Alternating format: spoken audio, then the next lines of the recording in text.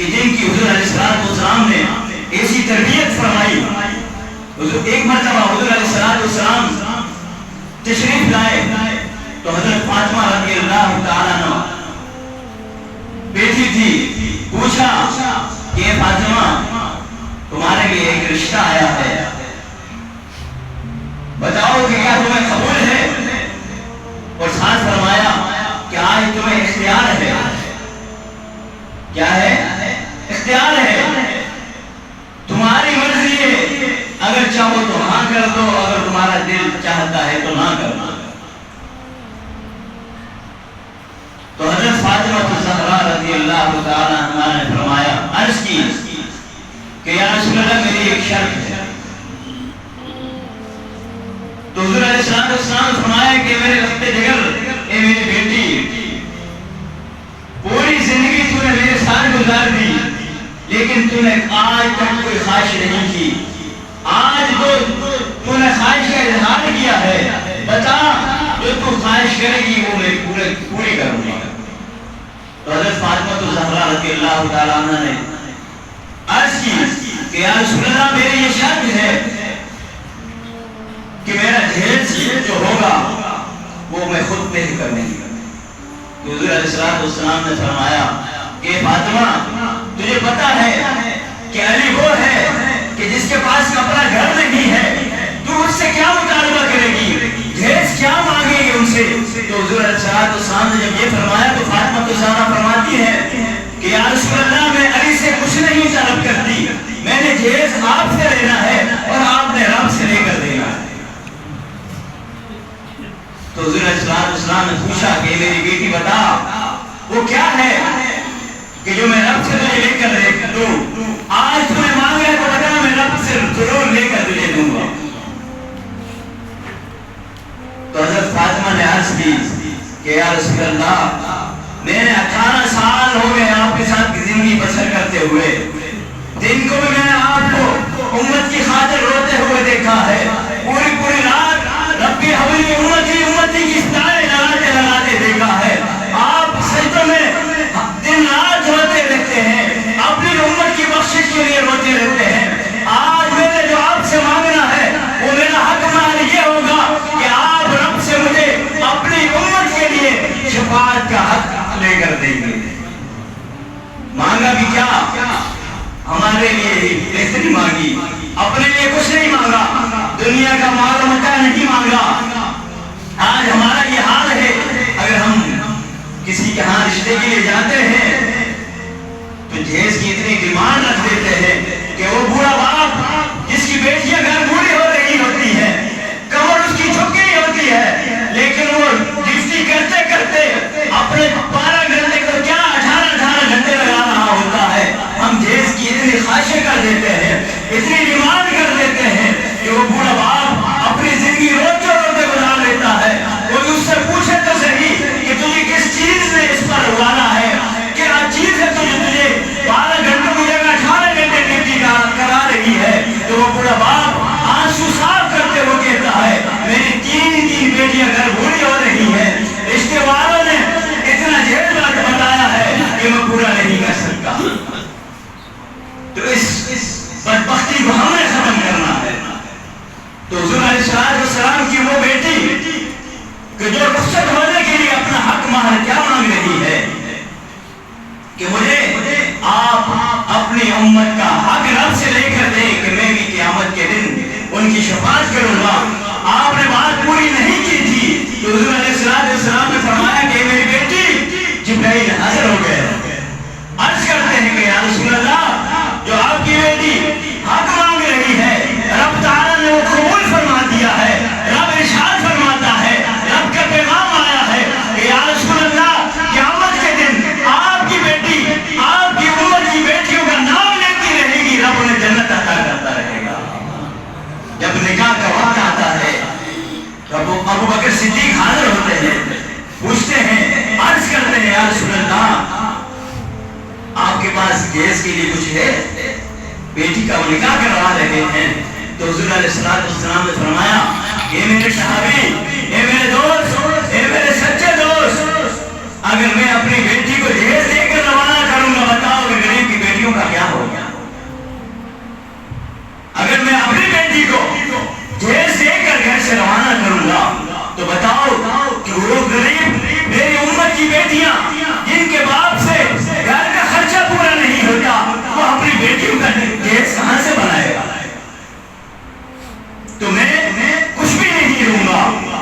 اپنی امت کی غریب بیٹی کا خیال کرنے کی وجہ سے. تو حضور علیہ السلام سے عرض کی کہ یا رسول اللہ کچھ تحائف کی اگر اجازت ہو تو ہم اپنی طرف سے کچھ تحائف دیں. تو حضور علیہ السلام نے اجازت دی، فرمایا ہاں تحائف دے سکتے ہیں. تو جب آپ کی بیٹی گھر سے روانہ ہوتی ہے تو آپ کا جہیز کیا تھا؟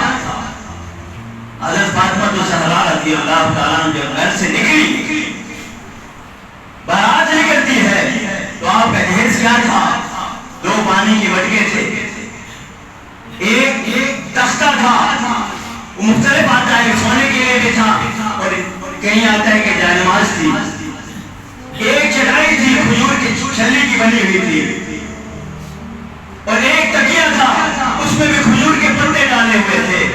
یہ اپنا جہیز لے کر مولا کائنات حضرت علی رضی اللہ تعالیٰ عنہ کے گھر تشریف لے گئے. تو حضور علیہ السلام نے اپنی امت کی غریب بیٹیوں کا خیال کرنے کی وجہ سے لوگوں کو درس دینا تھا، لوگوں کو بتانا تھا کہ کسی غریب پر ظلم نہیں کیا جاتا.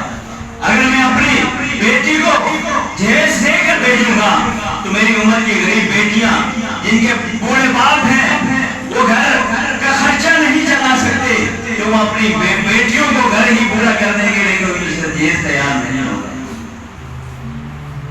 تو ہمارا یہ حال ہے کہ پہلے ہم اتنی بڑی لسٹ بنا کر دیتے ہیں کہ یہ چیز تیار ہونی چاہیے. حضور علیہ السلام کی بیٹی مولا کائنات کا گھر بھی نہیں تھا، رشتہ دیا.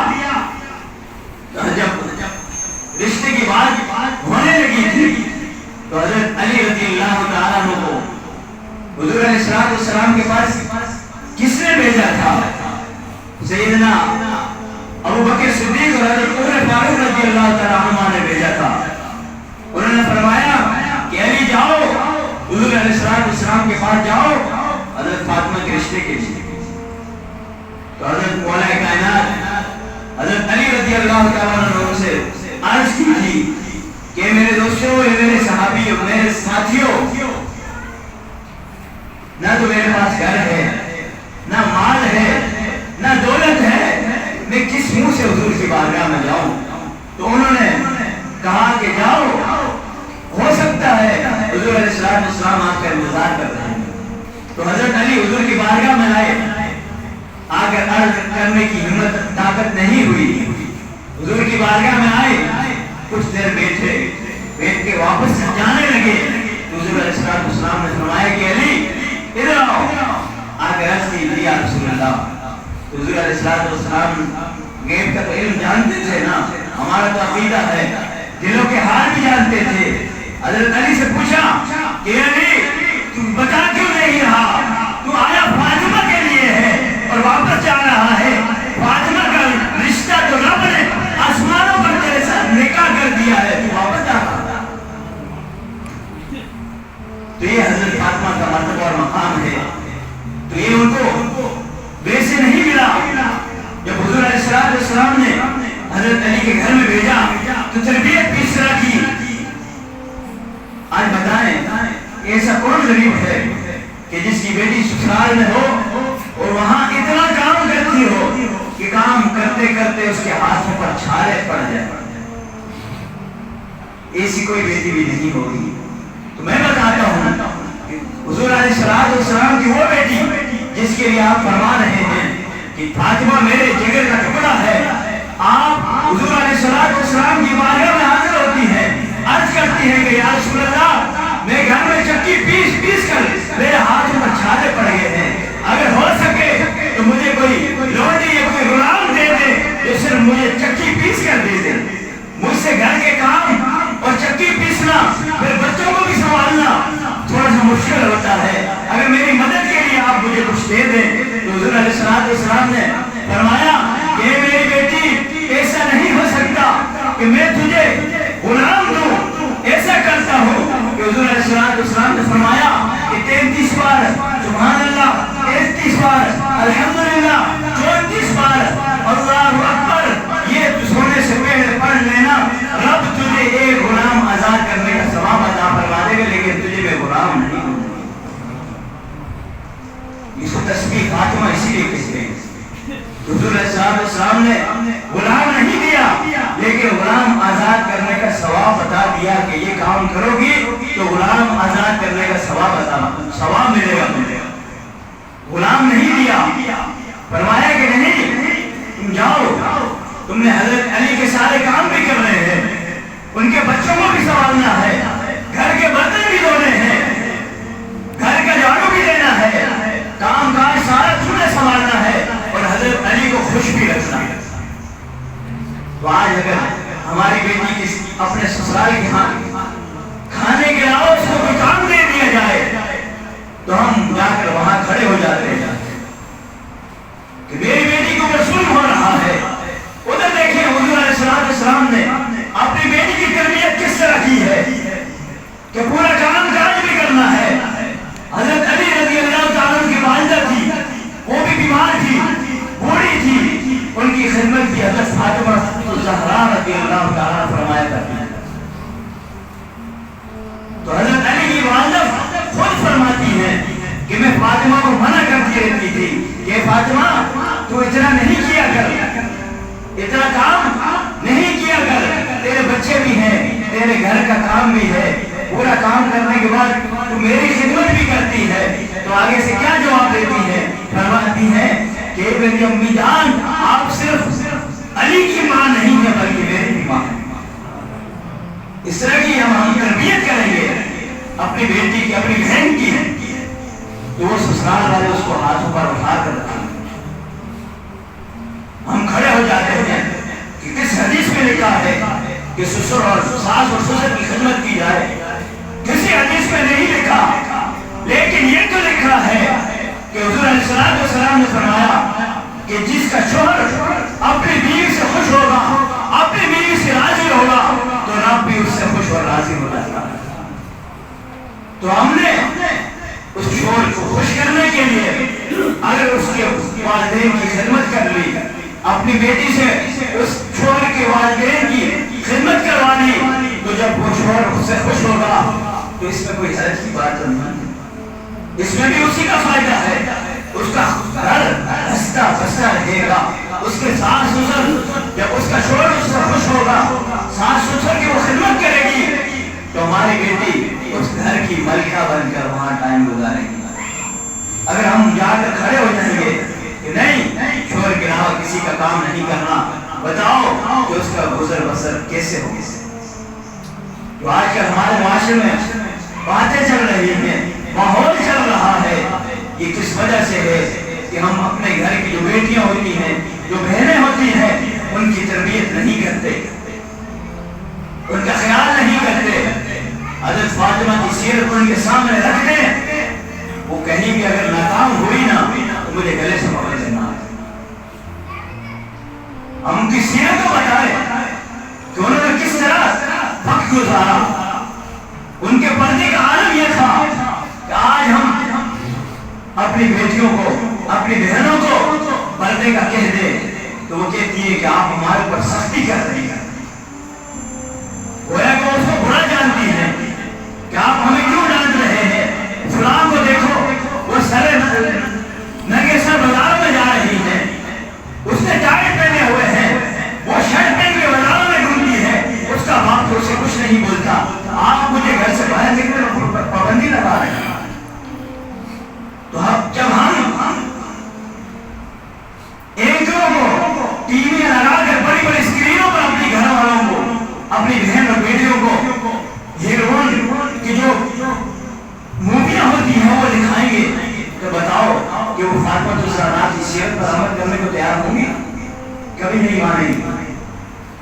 جب ہم ان کی تربیت اس طرح کریں گے کہ حضرت فاطمہ الزہرا رضی اللہ تعالیٰ عنہا نے پردے کا عالم یہ تھا کہ حضرت اسماء بنت امیس، حضرت ابوبکر صدیق رضی اللہ تعالیٰ کی زوجہ محترمہ ہے. آپ نے حضرت فاطمہ الزہرا کی خدمت کے لیے ان کو گھر بھیج کر دی. جب حضرت فاطمہ الزہرا رضی اللہ تعالیٰ عنہ کا آخری وقت تھا، حضرت اسماء بنت امیس ان کی بارگاہ میں حاضر ہوتی ہیں. کیا دیکھتی ہیں کہ حضرت فاطمہ الزہرا اتنی رو رہی ہیں کہ زندگی میں وہ فرماتی کہ میں نے کبھی اس طرح روتے ہوئے نہیں دیکھا. تو میں نے وجہ پوچھی کہ فاطمہ تجھے کس چیز نے رلایا, تو کیوں آج اتنی رو رہی ہے؟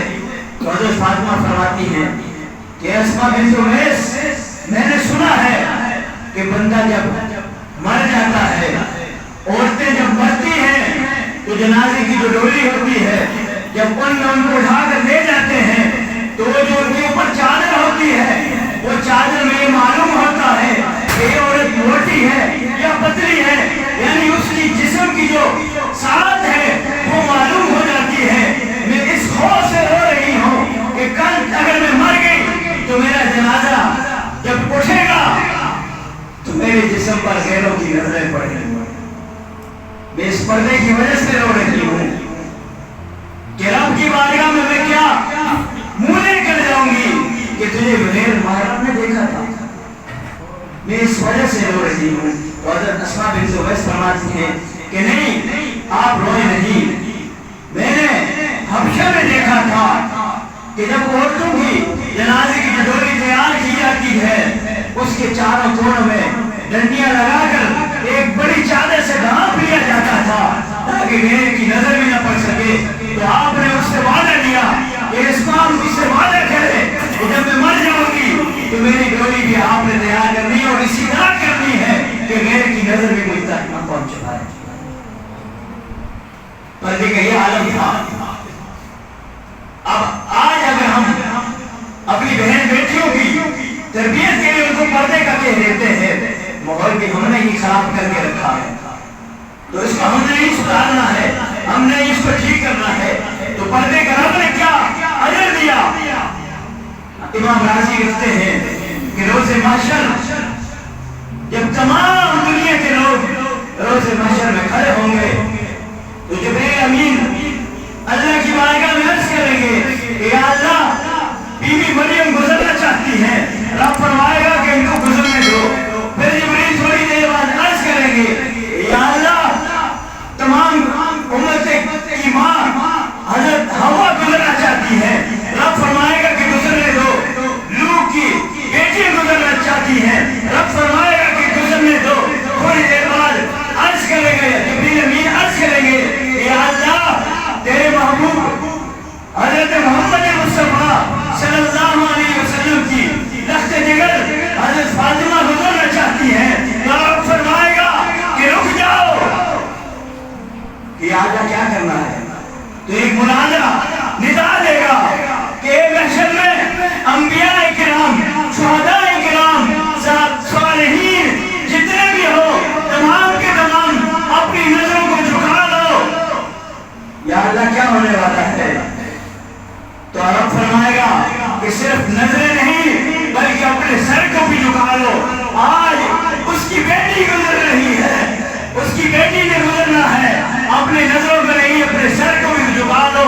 جب تک میرے محبوب کی بیٹی میدان محشر سے گزرنے کے بعد جنت میں داخل نہیں ہو جاتی, کسی نے سر میں اوپر نہیں اٹھانا. تو یہ رب نے پردے کا ان کو انعام دیا کہ روز محشر تمام کی تمام جتنے بھی وہاں ہوں گے سب کی نظریں جھک جائیں گی. کس وجہ سے کہ شرم و حیا کی پیکر جن کو آج ہم نے چھوڑ دیا ہے. ہماری مائیں, ہماری بہن بیٹیوں نے اپنے رول ماڈل کسی اور کو بنا لیا ہے, ان کو چھوڑ دیا ہے.